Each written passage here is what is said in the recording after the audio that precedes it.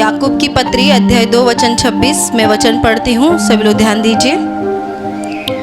अतः जैसे देह आत्मा बिना मरी हुई है, वैसा ही विश्वास भी कर्म बिना मरा हुआ है। Hallelujah, hallelujah, hallelujah. मेरे प्यारे भाई और बहनों, वचन बहुत छोटा सा है, सुनने में भी बहुत छोटा सा लग रहा है कि जैसे देह आत्मा बिना मरी हुई है, वैसे ही विश्वास भी बिना कर्म के मरा हुआ है।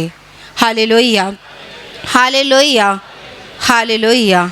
हम जानते हैं कि हमारे शरीर में आत्मा है और वो आत्मा अगर निकल गया तो शरीर किसी काम का नहीं रहता है।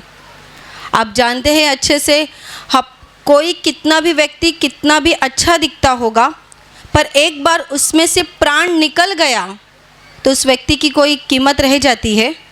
उस व्यक्ति का फिर से कुछ इस्तेमाल फिर से हम उस व्यक्ति से बातचीत कर सकते हैं?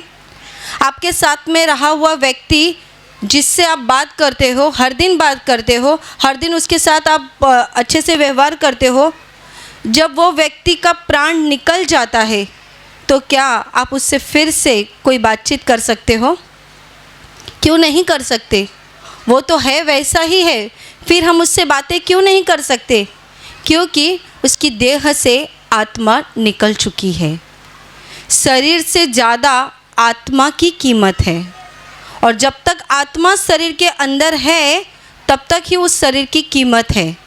एक बार शरीर में से आत्मा निकल गई, फिर उस शरीर की कुछ कीमत नहीं रहती। या फिर उस शरीर का अंत में या तो जलाना होता है या तो फिर गाड़ दिया जाना होता है। और बाद में क्या होता है, शरीर में जब आत्मा ही नहीं है तो शरीर निरुपयोगी हो जाता है। Hallelujah, hallelujah, hallelujah. वैसे ही याकूब बता रहा है कि विश्वास बिना कर्म के मरा हुआ है। मेरे प्यारे भाई और बहनों, आप प्रभु यीशु के पास कितने साल से आ रहे हैं या कितने साल से आपने प्रभु पर विश्वास किया है, यह महत्व की बात नहीं है। महत्व की बात यह है कि आपने विश्वास के साथ में कर्म भी करना शुरू रखा है या नहीं। आपका विश्वास है कि प्रभु मेरा उद्धार करता है, अच्छी बात है, पर उस विश्वास के साथ क्या जिस कर्म की ज़रूरत रहती है, जिस काम की ज़रूरत रहती है, वो आप कर रहे हैं या उसे आपने बंद कर दिया है? जैसे उदाहरण के रूप में मैं आपको बताती हूँ, आप जब नए नए प्रभु यीशु को जानने लगे, नए नए प्रभु यीशु के बारे में आपको मालूम पड़ गया, तब आपने क्या किया? उत्साह से प्रभु यीशु पर विश्वास किया, प्रभु यीशु की बातों को आपने विश्वास किया, उसके वचनों को आपने स्वीकार किया, रोज़ बाइबल पढ़ने लगे, रोज़ प्रार्थना करने लगे, और जैसा वचन के अनुसार आपने अपने जीवन में बदलाव करने की भी शुरुआत कर दी। वचन में लिखा है चोरी मत करना, आपने वैसा करना शुरू किया। पहले आपको चोरी करने की आदत थी, फिर आपने धीरे धीरे वो आदत बदल दी। आप अभी प्रभु पर विश्वास करने लगे, इसीलिए आपको मालूम पड़ गया वचन के द्वारा कि चोरी करना पाप है। आपको मालूम पड़ गया कि आँखों से गलत देखना पाप है, कानों से बुरा सुनना पाप है।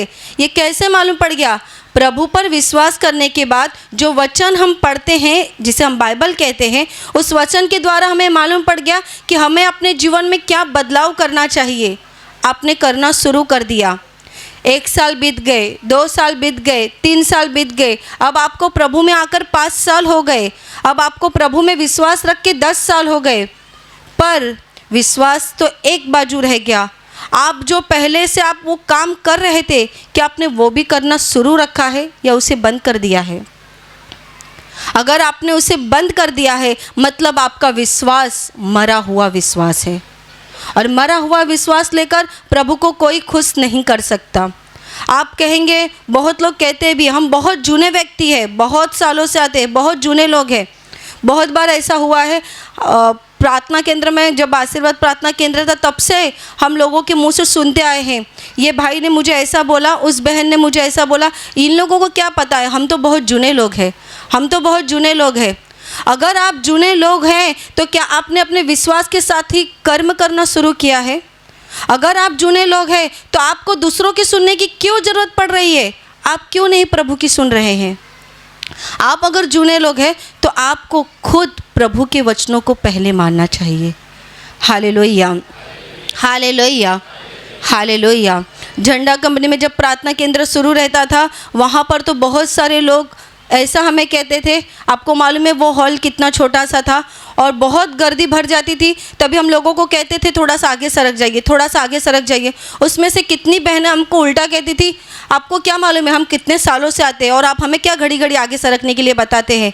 आप पीछे वालों को बोल दीजिए जो अभी आ रहे हैं, हम बहुत साल से आते हैं, हम यहीं बैठेंगे। आप अपना विश्वास कहाँ दिखा रहे हैं? आप अपने विश्वास के द्वारा कर्म कहाँ कर रहे हैं? अगर आप कह रहे हैं कि आप बहुत सालों से प्रार्थना में आने वाले व्यक्ति हैं, बहुत साल से आप प्रभु को मानने वाले लोग हैं, तो आपको बिना बताए वो काम करना चाहिए। बिना बताए दूसरों के द्वारा आप सुन रहे हैं, आपको वो काम पहला करना चाहिए। आपका विश्वास पहले प्रकट करना चाहिए, तभी हम समझ जाएंगे, यानी प्रभु समझ जाएगा कि आपका विश्वास जिंदा विश्वास है। Hallelujah, hallelujah, hallelujah. मेरे प्यारे भाई और बहनों, मैं आपको बताना चाहती हूँ, आप जो हमेशा कहते होंगे या कह रहे होंगे कि मैं प्रभु पर विश्वास रखता हूँ, मैं प्रभु पर विश्वास रखता हूँ, मुँह से बोलने से काम नहीं चलता है।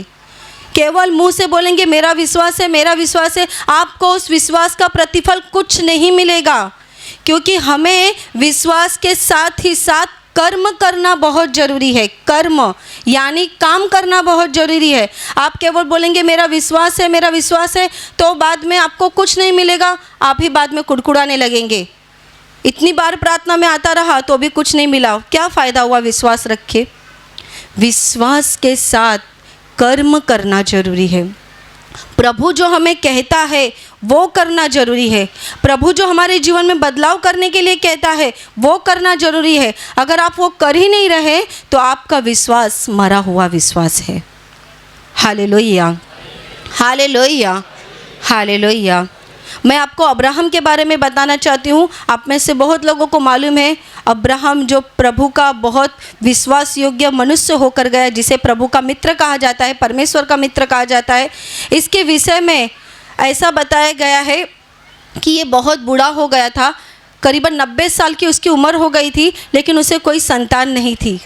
और बाद में परमेश्वर ने उससे वादा किया कि तुझे संतान हो जाएगी, और वादा करने के बाद, परमेश्वर के कहने के बाद तुरंत उसे बच्चे हो गए, ऐसा नहीं है। उसकी पत्नी भी, जो सारा उसकी पत्नी थी, वो भी बूढ़ी हो चुकी थी। पर इस अब्राहम ने प्रभु पर विश्वास रखा, परमेश्वर पर विश्वास रखा कि परमेश्वर ने अगर मुझे कहा है कि तुझे संतान हो जाएगी और तेरे संतान से राष्ट्र तैयार हो जाएगा, अगर ऐसा परमेश्वर ने कहा है तो ज़रूर मेरे जीवन में पूरा करेगा। और पता है उसके 10 साल बाद, यानी अब्राहम जब 100 साल का हो गया, कितना बूढ़ा हो गया होगा वो उस समय, उसकी पत्नी कितनी बूढ़ी हो गई होगी। ऐसे समय में परमेश्वर ने उसको बेटा देकर आशीषित किया और उस बेटे का नाम उसने इसहाक रखा। इसहाक जब थोड़ा बड़ा हो गया और थोड़ा बड़ा होने के बाद परमेश्वर ने अब्राहम की परीक्षा लेनी चाहिए, क्योंकि उसका बहुत बड़ा विश्वास था, ऐसा बाइबल कहती है। और बाद में जब परमेश्वर ने कहा कि तू अपने बेटे को, इकलौते बेटे को जिस पर तू प्यार करता है, उसे लेकर चल। एक पहाड़ दिखाया परमेश्वर ने, उस पहाड़ पर अपने बेटे की कुर्बानी दे, बलि दे मेरे लिए। अब्राहम ने परमेश्वर की आज्ञाओं को माना। वो अपने बेटे को लेकर सुबह तड़के निकल गया और साथ में अपने दास को भी लेकर गया। जब उस पहाड़ी पे चढ़ना था तब वो अपने बेटे को लेकर गया। लेकर जाने के बाद उसने वहाँ पर वेदी बनाई। वेदी बनाने के बाद उसने अपने बेटे के हाथ को बांधा, पैर को बांधा और उस पर लेटा दिया। और इसके बाद जब वो अपने बेटे की बलि देने जा रहा था, आसमान से परमेश्वर ने देखा और आवाज़ लगाई, हे अब्राहम रुक जा, उस बेटे को कुछ हानि मत पहुंचा, क्योंकि मैंने तेरा परीक्षा लिया और उस परीक्षा में तू पास हो गया है। तू अपने बेटे को मत मार, अब से तेरा बेटा जीवित रहेगा। Hallelujah, hallelujah, hallelujah, hallelujah. और उसके बाद से अब्राहम विश्वास का बाप हो गया। बाइबल ऐसा कहती है कि उसके जैसा विश्वास ना कभी किसी ने किया और ना कभी कर सकता है। आने वाले समय में भी उसके जैसा कोई विश्वास रख नहीं सकता। उसने क्या किया, वो धर्मी कैसे गिना गया? क्या उसके हाथ से कुछ पाप नहीं होता होगा? वो मनुष्य था, मतलब उसके हाथ से भी पाप होता था, पर वो धर्मी गिना गया अपने कर्मों के द्वारा। हम अपने कर्मों से विश्वास करके परमेश्वर के राज्य में जा सकते हैं। मेरे प्यारे भाई और बहनों, केवल मुंह से बोलने से काम नहीं चलेगा, हमें हमारे जीवन में उसके अनुसार काम भी करना पड़ेगा, उसी के अनुसार जैसा हम अपना विश्वास दिखाते हैं। मैं आपको पुराने नियम के एक दो बहुत सत्य घटना बताना चाहती हूँ जो कि विश्वास के ऊपर अवलंबन है, विश्वास के ऊपर आधारित है। वो ऐसी है, दानियल के विषय में बताया गया है। दानियल के 3 मित्र थे और तीनों मित्र और दानियल खुद परमेश्वर पर विश्वास करने वाला व्यक्ति था। वो हमेशा केवल और केवल परमेश्वर की उपासना किया करते थे, केवल परमेश्वर की ही प्रार्थना किया करते थे। और उस समय ऐसा हुआ, उस समय का जो राजा था नबूकदनेस्सर, वो राजा बहुत ही घमंडी राजा था। ऐसा कहा गया कि बहुत क्रोधित राजा था, पर वो दानियल को और उसके तीनों मित्रों को बहुत पसंद भी करता था। पर उसके जो आसपास के लोग थे, जो दूसरे अधिकारी थे, वो दानियल को और उसके मित्रों को पसंद नहीं करते थे, क्योंकि दानियल और उसके मित्र जो सच्चे परमेश्वर की उपासना करते थे, ये सब जगह प्रसिद्ध हो चुका था और किसी न किसी तरह से वो राजा के सामने उसको नीचा गिराना चाहते थे।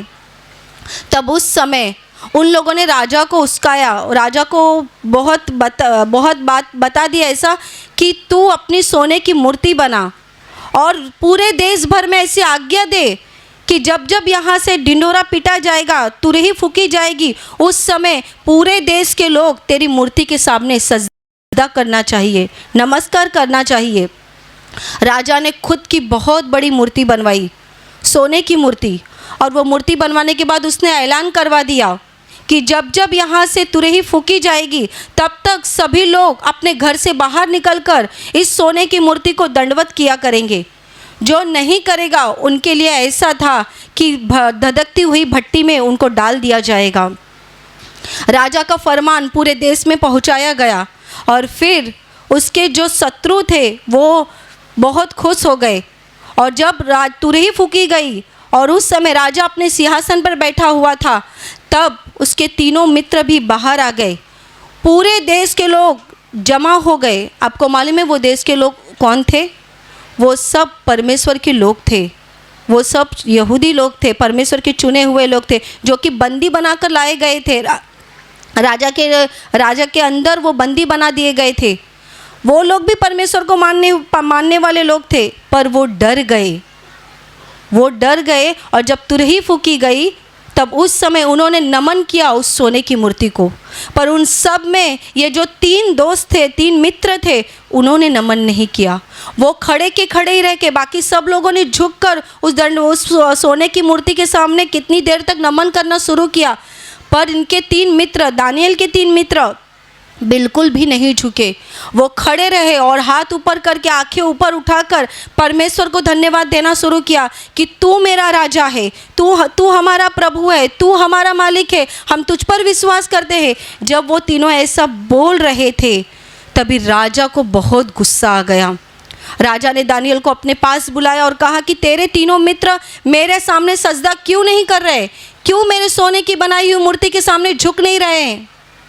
तब दानियल ने कहा, वो हम जीवित परमेश्वर की उपासना करते हैं और हम केवल उसी की उपासना करेंगे, उसी के सामने नमन करेंगे और किसी के सामने नमन नहीं करेंगे। तब राजा को इतना गुस्सा आया, वहाँ पर जो धधकती हुई अग्नि थी जिसमें लोगों को डालने वाले थे, राजा ने कहा इसे 7 गुना और ज़्यादा धधका दो और ज़्यादा आग से गर्म कर दो। और ये तीनों को बांध दिया गया और उसमें डाल दिया गया।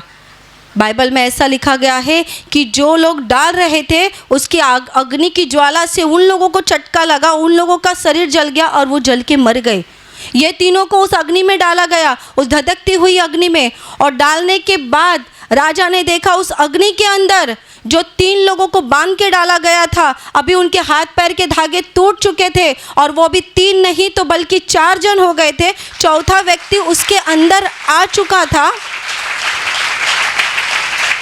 चौथा व्यक्ति उसके अंदर आ चुका था। और राजा ने अपने कर्मचारियों, अपने नौकरों को पूछा, क्या तुमने तीनों को अंदर नहीं डाला था? उनके नौकरों ने कहा, हाँ, हमने तीनों को ही डाला था। तब राजा ने कहा, फिर मैं चौथा व्यक्ति क्यों देख रहा हूँ जो मनुष्य के पुत्र जैसा दिखाई दे रहा है, और उनके तो हाथ भी खुल चुके थे। और बाद में राजा ने उनको आवाज़ दिया कि तुम बाहर आ जाओ, तुम्हारा परमेश्वर ये सच्चा परमेश्वर है जिसने तुमको अग्नि में से बाहर निकाल दिया। Hallelujah, hallelujah, hallelujah, hallelujah. मेरे प्यारे भाई और बहनों, ये जो दानियल के तीनों मित्र थे जिसको धधकती अग्नि से परमेश्वर ने बचाया, ये अगर केवल मुंह से बोलते हमारा विश्वास है, हमारा विश्वास है, और कर्म किया ही नहीं होता, तो उनके जीवन में ये चमत्कार कैसे होता, उनके जीवन में ये काम कैसे होता। इसीलिए तो जब तक हम विश्वास केवल बोलते हैं, जब तक हम उसको करते नहीं हैं, तब तक हमारा विश्वास मरा हुआ विश्वास है। दानियल के विषय में भी तो ऐसा ही हो गया। दानियल भी खुद परमेश्वर को मानने वाला व्यक्ति था। वो दिन में 3 बार परमेश्वर के सामने उपवासना किया करता था, प्रार्थना किया करता था 3 बार। और जब ये बात उसके लोगों को तो मालूम ही थी, पर दानियल के विषय में भी षड्यंत्र रचा गया, उसके विषय में भी योजना बनाई गई कि अब इसको भी ख़त्म करना चाहिए। वहाँ पर ऐसा बताया है कि राजा ने ऐसा कहा कि कोई भी अपने परमेश्वर की उपासना नहीं करेगा, केवल और केवल तेरी उपासना करेगा, ताकि लोगों को मालूम पड़ जाए कि तू ही राजा हमारा परमेश्वर है। राजा ने वो फरमान दे दिया। पर जब दानियल को ये बात समझ में आई, दानियल हमेशा की तरह अपने कमरे में गया और खिड़की की तरफ झुककर वो परमेश्वर की प्रार्थना करने लगा।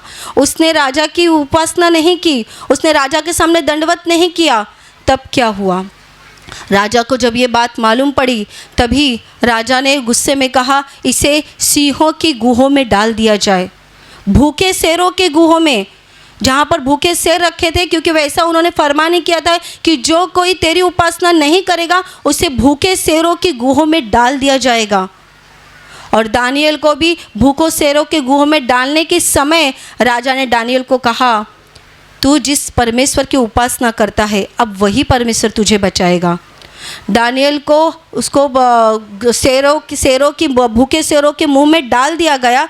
और उस समय राजा बहुत चिंतित हो गया, बहुत ज़्यादा चिंता करने लगा कि उस दानियल का क्या हुआ होगा। वो रात भर सोया नहीं, रात भर वो सोचता रहा कि दानियल का क्या हुआ होगा, क्योंकि कहीं ना कहीं दानियल राजा को बहुत भाता था, बहुत पसंद आता था, क्योंकि राजा को मालूम था इस दानियल के अंदर परमेश्वर की आत्मा रहती है, और इसीलिए वो राजा बचाना चाहता था। पर अपनी फरमान की वजह से वो मुकर नहीं सकता था, लोगों के सामने उसको अपनी बात को पक्का करना था। इसीलिए उसने आज्ञा दी कि दानियल को भी शेरों के गुहों में डाल दिया जाए। रात भर राजा सोया नहीं। दूसरे दिन तड़के उठकर वो जहाँ पर गुफा थी, जहाँ पर रखा गया था शेर की गुफा थी, वहाँ पर रखा गया था, वहाँ पर वो गया। राजा गया और बाहर से चिल्ला कर कहा, हे दानियल, जीवते परमेश्वर के दास, क्या तेरे परमेश्वर ने तुझे बचाया है? अंदर से आवाज़ आया, हे राजा, चिंता मत कर, तू जीवित रहे, तू चिरंजीव। जिस परमेश्वर की मैं उपासना करता हूँ, उस परमेश्वर ने सिंहों के मुंह को बंद रखा है, और उस सिंहों ने मुझे कोई भी हानि नहीं पहुँचाई है। Hallelujah, hallelujah, hallelujah, hallelujah. ये उसका विश्वास था, और विश्वास के साथ ही उसने कर्म किया। आप ज़रूर दानियल की किताब में पढ़िए, ताकि आपका विश्वास भी बढ़ जाएगा। क्या हमारा परमेश्वर बदल गया है? जो परमेश्वर उस समय काम करता था, वही परमेश्वर भी तो आज भी काम कर रहा है। वही परमेश्वर है। फिर कुछ लोगों को मिलता क्यों नहीं है? कुछ लोग निराश क्यों हो जाते हैं? क्यों उनके मुंह से ये शब्द सुनाई देता है, हमने परमेश्वर पर इतना विश्वास किया पर कुछ नहीं मिला, हम इतनी बार प्रार्थना में आए पर कुछ नहीं मिला? क्योंकि आपने जो विश्वास रखा है वो मरा हुआ विश्वास रखा है। आप समझ लीजिए, प्रार्थना में आते हैं और प्रार्थना में आने के बाद आपको रिश्वत लेने की आदत है, और आपकी नौकरी में हमेशा कुछ न कुछ रुकावटें आ जाती है, या फिर आपके शरीर में कोई बीमारी हो गई है। आप प्रार्थना में आ रहे हैं, प्रार्थना में आते समय आपको मालूम पड़ गया कि रिश्वत लेना तो पाप है, फिर भी आप उस वचन को नज़रअंदाज कर रहे हैं और प्रभु से प्रार्थना कर रहे हैं, मेरी ये बीमारी निकल जानी चाहिए, मेरी ये बीमारी निकल जानी चाहिए। पर परमेश्वर कह रहा है रिश्वत लेना पाप है, रिश्वत लेना पाप है। आप उस वचन को नहीं पाल रहे, उस वचन को आप स्वीकार नहीं कर रहे। और दूसरी तरफ आप लोगों को कहते हैं इतनी दिन से प्रार्थना में आता हूँ, मुझे चंगाई नहीं मिल रही, इतने दिन से मैं प्रार्थना में आ रहा हूँ, मुझे कुछ फ़र्क नहीं पड़ रहा। आप जो बता रहे हैं, आप जरा खुद सोचिए, परमेश्वर ने जिस चीज़ को आपके जीवन में करने के लिए कहा है, क्या आप उसे कर रहे हैं? परमेश्वर ने कहा है रिश्वत मत लेना, तो आपने रिश्वत लेना बंद कर दिया है क्या? आपने रिश्वत लेना छोड़ दिया है क्या? मेरे प्यारे भाई और बहनों, विश्वास कर्म के बिना मरा हुआ है। Hallelujah, hallelujah, hallelujah, hallelujah. क्या जब बताया जाता है आप अपने बीमार हिस्से पे हाथ रखो, तो आप किस बात की शर्म करते हैं? आसपास में लोग देखेंगे तो क्या कहेंगे, ये देखेगा तो क्या कहेगा, वो देखेगा तो क्या कहेगा, अरे ये मेरा दोस्त है, उसे क्या लगेगा, मुझे ये बीमारी है, मुझे ये तकलीफ़ है।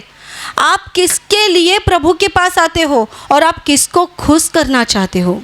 ये सोचिए, किसे खुश करना चाहते हो? अपने पड़ोसी को, अपने दोस्त को, अपनी सहेली को, अपने रिश्तेदार को, या जीवित परमेश्वर को? मेरे प्यारे भाई और बहनों, कर्म करना बहुत ज़रूरी है, बहुत ज़रूरी। बाइबल में भी उदाहरण लिखा है ना, लहू बहने वाली औरत के विषय में, जिसे 12 साल से लहू बहने की लहू बहने की बीमारी थी, 12 साल से। और सोचिए उसे चंगाई कैसे मिल गई? क्या उसके पास यीशु खुद आया था? बाइबल कहती है जब उसे लहू बहने की इस बीमारी से उसने अपने सारे पैसे खर्च कर चुकी थी, वो अधमरी हो चुकी थी, अधमरी। हमें थोड़ा सा चक्कर आता है या उल्टी शुरू हो जाती है या कुछ तकलीफ़ हो जाती है, हम अपने शरीर में कितना कमजोरी महसूस करते हैं। 12 साल से उसे लहू बहने की तकलीफ़ थी। और इतना ही नहीं, उसने बहुत से वैद्य को दिखाए थे। वैद्य का उपचार आपको मालूम है, आप सबको मालूम है, वैद्य का उपचार यानी डॉक्टर का उपचार आपको मालूम है, दवा, इंजेक्शन, क्या क्या अब है, उस समय भी होता था। उस समय भी कुछ आयुर्वेदिक दवा हो रहती थी जो उस समय दिया जाता था। उस औरत ने कितने दुख उठाए, कितनी तकलीफ़ें उठाई, पर जब उसने अपने कान से सुना यीशु मसीह यहाँ पर आया हुआ है, तब क्या हुआ? यीशु मसीह क्या अकेला उसको आसानी से मिल गया? नहीं, उसके आसपास में कितनी बड़ी भीड़ थी, एक बहुत बड़ी गर्दी थी। उस गर्दी में इस एक अधमरी औरत को, जो कि अपने शरीर से लाचार थी, वो अपने शरीर में कमज़ोर थी, और उसको उस भीड़ में घुसना संभव नहीं था। आप सोचिए, जहाँ पर बहुत भीड़ होती है उस समय हम आसानी से कहीं नहीं जा सकते। ट्रेन की ही बात ले लीजिए, ट्रेन में इतनी गर्दी रहती है, वहाँ पे चढ़ना आसान बात नहीं होता। वहाँ पर कितनी गर्दी होने की वजह से कितने लोग ट्रेन को छोड़ देते हैं। तो यहाँ पर तो जीवित प्रभु यीशु खुद खड़ा है, और वहाँ पर वो जब खड़ा था तो उसके आसपास में कितने लोग होंगे, कितने बड़े पैमाने में लोग होंगे। और जब ये उस गर्दी के अंदर घुसी होगी तो क्या आसानी से उसने प्रभु यीशु को हाथ लगा लिया, उसके कपड़े को हाथ लगा दिया? नहीं। कल्पना कीजिए कितनी बार नीचे गिरी होगी, और गिरने के बाद क्या किसी ने उसको उठाया होगा? नहीं। कितने लोग उसके हाथ पर पैर रख के निकल गए होंगे, कितने लोग उसके पैर पर पैर रख के निकल गए होंगे, कितना उसको तड़प हुई होगी, कितना वो चिल्लाई होगी। पर ऐसे समय में उसने कर्म करना नहीं रुकाया। उसने प्रभु को जो छूने के लिए उसने कोशिश शुरू रखी थी, उसे उसने रुकाया नहीं। भीड़ में जैसे तैसे वो घुसी, कितनी बार गिरी, कितनी बार चिल्लाई होगी, कितनी बार उसको तकलीफ़ हुई होगी, फिर भी ऐसी तकलीफ़ में जब वो घुसी, प्रभु के कपड़े को उसने हाथ लगाया, और बाइबल कहती है उसी समय उसका लहू बहना बंद हो गया। Hallelujah, hallelujah, hallelujah, hallelujah. बहुत लोगों का विश्वास रहता है, मेरा विश्वास है, मेरा विश्वास है। मैं आपको बताती हूँ ना, एक परिवार ने मुझे कहा कि शिविर में जाना है, ज़रूर जाइए। नहीं, पर अभी नहीं जाएंगे। क्यों? बहुत ठंडी है, बहुत ठंडी है, अभी नहीं जाएंगे। तो जो लोग अभी ठंडी में आ रहे हैं वो सब लोग क्या मूर्ख है जो ठंडी में शिविर कर रहे हैं? इस बार शिविर में कई राज्यों से लोग आए थे, उत्तर प्रदेश से, मध्य प्रदेश से, अहमदाबाद से, सूरत से, ऐसे कितनी जगह से लोग आए थे ठंडी में शिविर करने के लिए। और उन लोगों के जीवन में प्रभु ने काम भी किया, उनको परमेश्वर ने बहुत बड़ी चंगाइयाँ भी दी। हम कहते हैं अभी ठंडी है, अभी बहुत बारिश गिर रही है, अभी बहुत गर्मी है, कैसे जाएंगे, कैसे जाएंगे, कैसे करेंगे। आप लोग इस लहू बहने वाली बीमारी को इस औरत को अपनी आंखों के सामने रखिए। ये अपनी मरी हुई अवस्था में अगर उस गर्दी में घुसने की ताकत रख सकती है और अपने अंदर इतना विश्वास रख सकती है कि उस प्रभु के पास मुझे पहुंचना ही है, कैसे भी करके पहुंचना है। आप भी अपने कर्म को प्रभु के सामने रखिए। आप प्रार्थना में आते हैं, विश्वास से प्रभु के पास प्रार्थना कीजिए। आप प्रार्थना में आने में आपको रुकावट आ रही है, विश्वास से प्रभु के पास मांगिए। हर चीज़ विश्वास के साथ करिए, पर उसके साथ में कर्म भी कीजिए। कई बार प्रभु हमें बहुत बड़ी चीज़ करने के लिए नहीं बताता है, छोटी सी चीज़ करने बताता है। जैसे कि कितनी बार प्रभु कहता है केवल प्रार्थना करो, विश्वास के साथ प्रार्थना करो। प्रार्थना करने में भी बहुत बार हम पीछे हट जाते हैं, बहुत बार हम कंटाला करते हैं। पर मेरे प्यारे भाई और बहनों, अगर प्रभु कह रहा है प्रार्थना करो तो हमें ज़रूर करनी चाहिए। आशीर्वाद प्रार्थना केंद्र में एक बहुत बड़ा चमत्कार हुआ था, एक बहुत बड़ी गवाही आई थी। एक भाई उत्तर प्रदेश के हमेशा प्रार्थना में आते थे और उस भाई ने ऐसा बताया कि उनके गांव में उत्तर प्रदेश में कौन से ज़िले में प्रार्थना चलती थी। वहाँ पर उनके कोई भाई प्रार्थना लेते थे और ये भाई यहाँ पर प्रार्थना आते थे। और आप में से जो लोग पहले से आते होंगे आपको मालूम है, उस समय प्रार्थना रास्ता और प्रार्थना मार्ग ये मासिक पत्रिका छापी जाती थी हर सप्ताह में और वो मुफ्त में दी जाती थी लोगों को। ये भाई ने 300 मासिक ये पत्रिका ले ली। उनको हिंदी में चाहिए थी क्योंकि गांव में भेजना था और उस समय देने वालों से कुछ गड़बड़ हुई या पता नहीं, उनके भी ध्यान में नहीं आया। ये पत्रिका को पूरा पैक कर दिया गया। इन्होंने, कोई व्यक्ति गांव जा रहा था उनके पास में वो भेज दिया। भेजने के बाद तब तक खोला नहीं और शुक्रवार के दिन ये भाई प्रार्थना में आए हुए थे, तभी वहाँ से उनको फ़ोन आ गया और वो फ़ोन ऐसा आ गया कि अरे तुमने ये जो पत्रिका भेजी है वो हिंदी नहीं है, मराठी है, यहाँ पर क्या काम में आ जाएगा। वहाँ पे तो सब सुनने वाले हिंदी है, तो ये मराठी पत्रिका क्या काम में आ जाएगा, ये तुमने गड़बड़ कैसे कर दी। सामने वाले भाई ने इनको बहुत चिल्लाना शुरू किया। ये कहते पता नहीं कैसे गड़बड़ हो गया, कुछ मालूम नहीं पड़ा, पर मैंने तो हिंदी ही कहा था। हो सकता है देने वाले से गलती हो गई हो या फिर इनसे कुछ गलती हुई, पता नहीं। पर यह पत्रिका गाँव में मराठी में पहुँची गई थी और ये भाई बहुत उदास हो गए। पर वो विश्वास से प्रार्थना करने लगे। उस समय ब्रदर आ गए। ब्रदर के प्रवचन पर इन्होंने विश्वास से भाग लिया कि प्रभु मेरे जीवन में कुछ तो चमत्कार करेगा, कुछ तो काम करेगा। उस समय जब आखिरी प्रार्थना हो गई, ब्रदर हमेशा कहते थे, जो आज भी सिस्टर कहती है, कि तुम्हारे मन की इच्छा पूरी हो जाए। इस भाई ने अपने सीने पे हाथ रखा, एक हाथ ऊपर रखा और मन के अंदर कहा कि प्रभु जो पत्रिका वहाँ पर मराठी गई है उसको हिंदी बना दे। ऐसा प्रार्थना उन्होंने, क्योंकि उन्होंने खुद माइक में कहा और ये प्रार्थना उन्होंने कर दिया। प्रार्थना करने के बाद सब प्रार्थना ख़त्म हो गई। शाम को वो घर चले गए। फिर से उनको फ़ोन आया तो ये कहते हैं कि मैं डर गया, आप फिर से मुझे डांटने के लिए फ़ोन किया होगा। पर सामने वाले ने कहा अरे प्रार्थना सभा हो गई और अच्छे से हो गई और जो पत्रिका मराठी थी वो पूरी हिंदी हो गई है। Hallelujah, hallelujah, hallelujah, hallelujah. कितना बड़ा विश्वास ही नहीं, जब वो गवाही दे रहे थे तभी हमारा विश्वास ही नहीं बैठ रहा था। सच है, अगर मैंने अपने कानों से नहीं सुना होता तो शायद विश्वास नहीं करती। पर वो भाई ने खुद माइक में कहा कि जिस भाई ने सुबह मुझे बताया था ये पत्रिका पूरी मराठी है, जब मैं ब्रदर ने यहाँ से कहा है कि तुम्हारे मन की इच्छा पूरी हो जाए, उस समय मैंने सीने पे हाथ रखा, एक हाथ ऊपर उठाया और कहा कि प्रभु इतना ही कर कि वो पत्रिका मराठी से हिंदी कर दे।